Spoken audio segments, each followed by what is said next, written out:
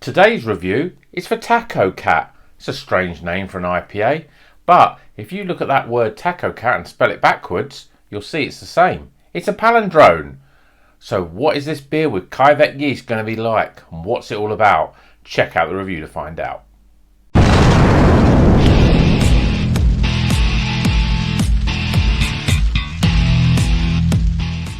Welcome back to Rocker's Beer Review. Today we're going to be reviewing this beer, which is a Taco Cat, and as I said in the introduction, this is part of their palindrome series. You know, when the word is spelt the same forwards and backwards. You have a quick look at that just in case you don't believe me. Taco Cat, Taco Cat. So that's it. It's a palindrome. It's a Kveik IPA. Now Kveik is a type of yeast. We're seeing it in a lot more beers. At the moment it seems to be the yeast to be using.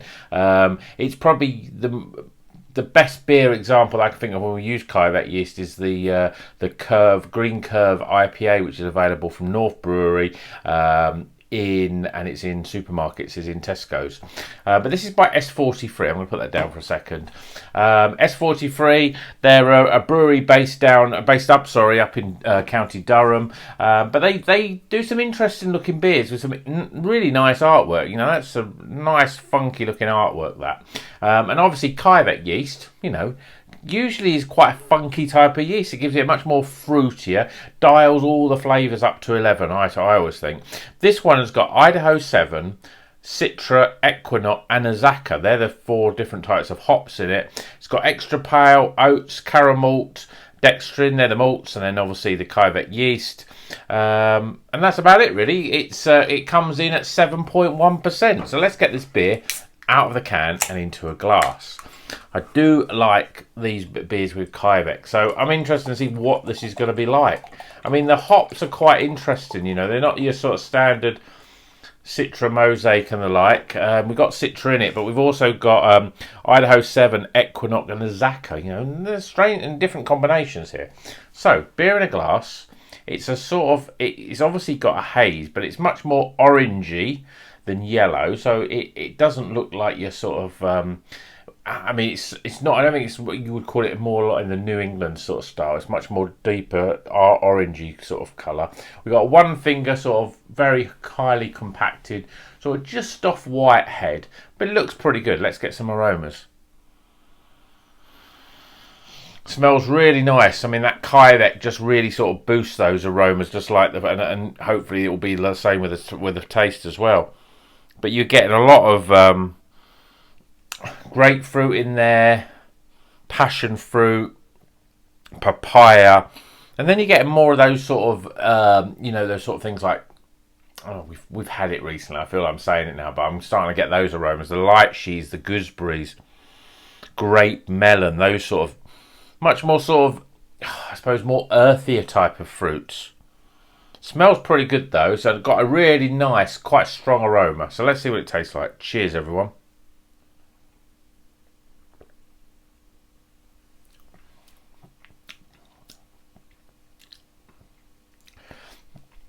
Flavours are very zingy. Definitely, we've got more pineapple in there.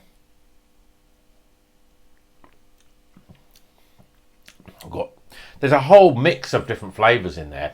Pineapple, and then you've got all the tropicals in there, the papayas, the mangoes. A little bit of grapefruit, but not too much. A little bit of lemons and limes.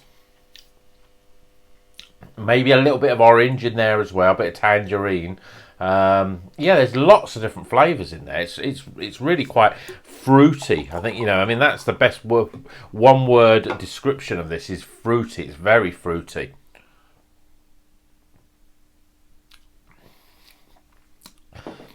It's quite medium body. There is a little bit of bitterness, and it's quite it's a very sort of subtleness of a piney sort of bitterness in there, but there's so much fruit flavours going on that it's almost drowned out, which I think is a good thing. It gives it a little bit a bit of backbone. It's very dry, and it makes you want to drink a little bit more of it. Let's have another taste. There's something about that yeast though that just sort of amps it all up. I mean, again, you know, I'm comparing it with the Green Curve, which I know is a favourite of mine. And you can see, even though there's slightly different flavours here than that, you can tell that there's a sort of a real sort of amp up in the body, the way that the mouthfeel is, and really it's the flavours in there, the fruit flavours. There's so much going on. It's really difficult to describe the sort of, you know, whether I can pick out one or two flavours in there. For me, you know, pineapple, you know, again, when you first taste it, you definitely got that sort of pineapple. Well, that sort of is sort of disappearing now, and you get more of those sort of grape and melon sort of flavours in there. Passion fruit. I think passion fruit is quite a strong flavour in there, and I always think that, you know, when you've got that slightly more orange tinge, usually you can think, yeah, I'm going to get more of a sort of passion fruit flavour in there. There's a little bit of sort of, you know, blood orange as well, you know, and pink grapefruit. Those real very distinct fruits, because there's so many different flavours of those fruits. They're all fighting together to see which one can sort of come out on top. But what it comes to, though, the sort of sum of all those parts is greater, because it's just a really juicy flavoured beer. But it's not overly in that sort of pineapple. It's just like a fruit cocktail, really, of all kinds of different bit of flavours. There's a lot more pininess, though. A lot more of that sort of sharp, that sort of bitterness that makes it less feeling like a New England IPA. I mean, it's just called an IPA. Let's see what else it says on there. It just says, yeah, I mean, obviously, it's a unique expression of IPA, fermented with our Kveik yeast strain, which from Norway, that's where it originates from. Obviously, with those sort of hops, doesn't really sort of give you any sort of other flavour notes in there, but I'm definitely getting passion fruit, I'm getting grapefruits, a bit of orange in there, and then a sort of tropical flavour that isn't pineapple or isn't mango, those sort of big tropicals. They're just a mixture of all of those with the passion fruit in there. For me, passion fruit and grapefruits are in there. They're the best ones in there. The mouthfeel probably not as soft as say a New England IPA, and it's, you know, the more I drink it, the more I'm getting more of that sort of earthy bitterness in there. It's quite different, because it's almost like it's definitely not a West Coast. It's not an East Coast. It is somewhere in between. There's just lots going on. It's really good, and I think what it is that Kveik yeast just boosted it to be really, really flavoursome. So, I've tasted enough. Let's get some scores.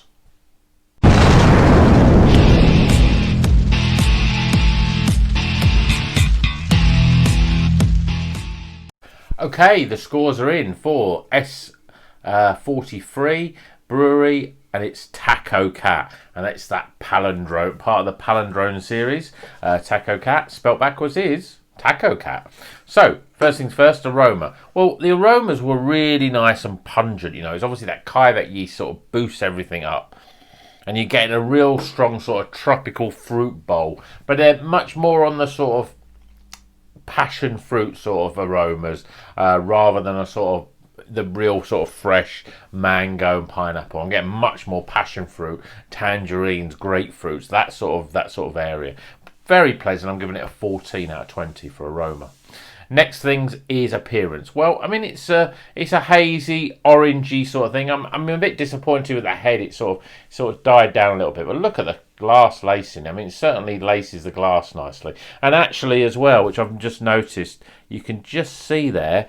Can you see that there? There's some bits of sediment in there.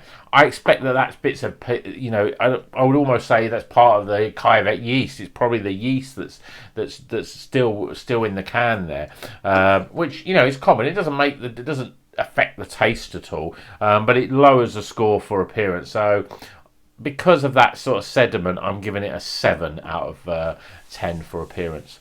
Flavour wise, as I said, it's got a medium sort of body, medium sort of carbonation. probably medium to low in terms of body. It's not as soft as a New England IPA. You know, there's oats in it, but it's not as soft. And you're getting those, if you like the flavours more in that sort of orangey, grapefruity, passion fruit flavour. There is a lot of other tropical flavours and citrus flavours. They're all in there, but nothing really jumps out. Passion fruit is the big sort of flavour that's sort of jumping out to me. It depends if you like that. I think it's got a lot of flavours going on, and it's boosted by that Kveik yeast. So I'm giving it 33 for flavour. Value for money. This cost me, I think, nearly £5 for that, or maybe even more than £5 for this can. It's just 440ml can. Okay, it's 7.1%. It's got 4 different types of hops in it, but I would give it a 7 out of 10 for value. I think for the price, I don't think it's quite as good in terms of those flavours. And then my overall experience, I'm giving it a 13.